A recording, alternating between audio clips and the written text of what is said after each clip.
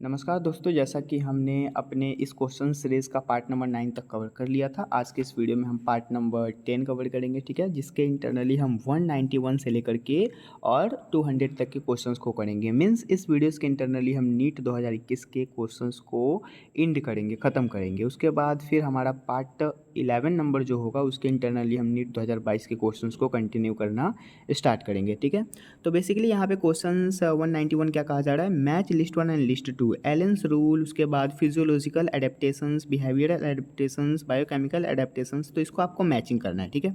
Basically देखा जाए तो एलियंस रूल किस में आता है, पोलर सील से रिप्रेजेंट किया जाता है उसको, पोलर सील से ये रिलेटेड है। अगेन फिजियोलॉजिकल एडेप्टेशंस, अगर आपको ये पता भी नहीं है तो इससे आप मिला सकते थे फिजियोलॉजिकल एडेप्टेशंस, जिसका राइट आंसर कंगारू राइट हो जाएगा। इसके एग्जांपल्स बिहेवियरल एडेप्टेशंस के लिए आप डेजर्ट लेजर्ट के एग्जांपल याद कर सकते हैं, और बायोकेमिकल एडेप्टेशंस के लिए आप मेराइन फिश और डेप्थ याद कर सकते हैं। जरूरी नहीं है कि ये क्वेश्चंस आपने नीट 2021 में नहीं करेक्ट किया है तो 25 में भी आपका करेक्ट ना हो, यहाँ से भी आप इसको याद कर सकते हैं, ठीक है? So correct option is 4, 1, 2 and 3, 4, 1, 2 and 3 is the right answer.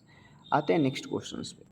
The next question is which one of the following statement about histone is wrong. Histone के रिप्रेजेंट में आपको बताना है कौन सा स्टेटमेंट रॉन्ग है।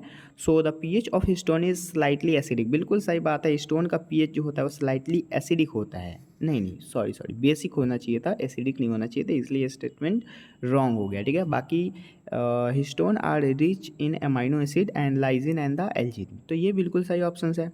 Histone carry positive charge, histone क्या positive charge carry करता है, बिल्कुल सही बात है। और साइड चेन के लिए histone are the organized from the unit of the eight molecule, बिल्कुल सही बात है। इस ऑप्शंस के लिए आप देख सकते थे कि यहाँ एसिडिक लिखा है, लेकिन एसिडिक नहीं होता, this is basic, okay? So the wrong statement is this. Again फिर आते हैं नेक्स्ट क्वेश्चन पे, जो कि स्टेटमेंट फर्स्ट कहा जा रहा है। ये हमारा बहुत ही इंपॉर्टेंट क्वेश्चन है। The codon AUG code methionine and the phenylene, तो ये जो कोडोन AUG होता है, क्या ये दोनों के लिए होता है? नहीं, ये बिल्कुल गलत बात है। ये एक प्रकार का मतलब कि आपने पढ़ा भी होगा स्टार्ट कोडोन और इंड कोडोन वाला, ठीक है? तो ये होता है यहाँ पे स्टार्ट कोडोन, ठीक है? अगेन स्टेटमेंट 2 में AAA, उसके बाद AAG, both codon code for the amino and lysine, amino acid and lysine, बिल्कुल सही बात है। मतलब code first is incorrect, second is correct, तो करेक्ट ऑप्शन चूज करना है। First statement is incorrect but second statement is correct, मतलब true, ठीक है? अगेन देखें नेक्स्ट क्वेश्चंस, तो यहाँ पे मैचिंग कहा गया, जो कि आप समझ सकते हैं कि आपके मतलब कि बोन वाले जो चैप्टर्स है उसके रिगार्डिंग ये क्वेश्चन आया हुआ है, ठीक है? बोन से रिलेटेड हम एक वीडियो बनाने वाले हैं, तो आप उसको भी देख सकते हैं, ठीक है? बेसिकली देखा जाए स्कैपुला, तो स्कैपुला को हम किस चीज़ से मिलाएंगे? स्कैपुला जो होता है ना, वो एक ट्रायंगुलर फ्लैट बोन होता है, ठीक है? ये कहाँ होता है, हम अपने वीडियोस के इंटरनली देखेंगे बोन वाले। अगेन क्रैनियम, क्रैनियम को हम यहाँ पे मिलाए तो ये फाइब्रस जॉइंट करता है, क्रैनियम के इंटरनली फाइब्रस जॉइंट होता है। स्टर्नम जो होता है वो फ्लैट बोन होता है, इट मीन्स कि दोनों रिब्स को वो जोड़ने का काम करता है, दोनों रिब्स के बीच में स्टर्नम नाम का एक बोन होता है। और वर्टिब्रल कॉलम हमारे बैकबोन कहलाते हैं, मतलब ये होते हैं कार्टिलेजिनस जॉइंट से जुड़े हुए, ठीक है? सो 4, 3 सॉरी यहाँ पे 4, 3, 1 and 2 is the right answers, मतलब कि यहाँ पे इसका राइट आंसर्स क्या हो जाएगा, 4, 3, 2 एंड 1, ओके? जो कि नीट 2023 में भी क्वेश्चन आया हुआ है।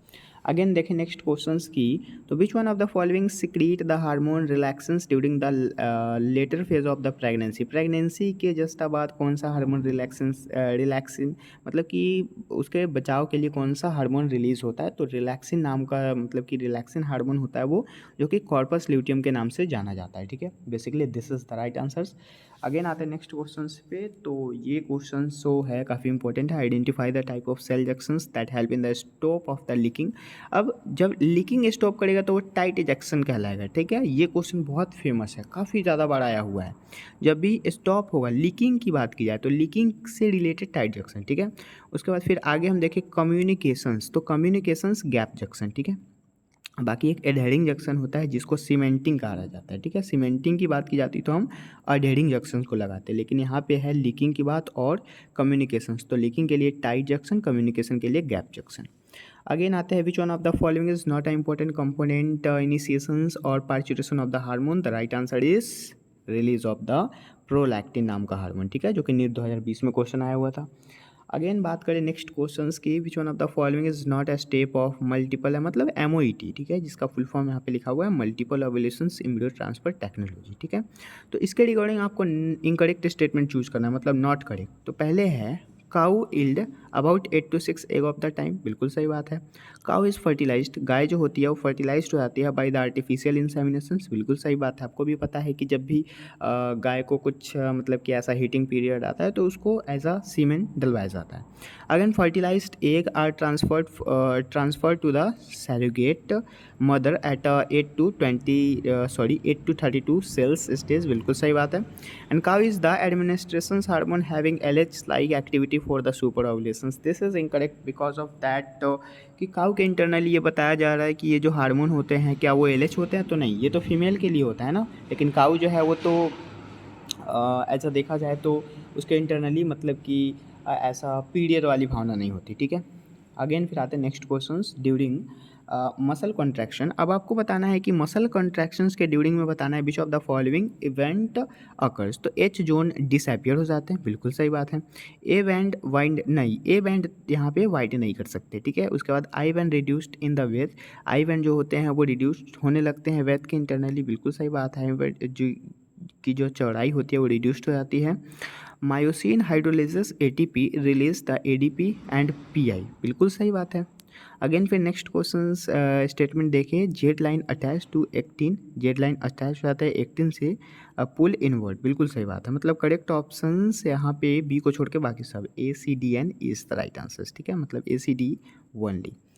अगेन नेक्स्ट और लास्ट क्वेश्चंस देखें हम अपने इस नीट 2021 के पूरे मतलब जूलॉजी और बॉटनी का क्वेश्चन हमने आज कवर कर लिया।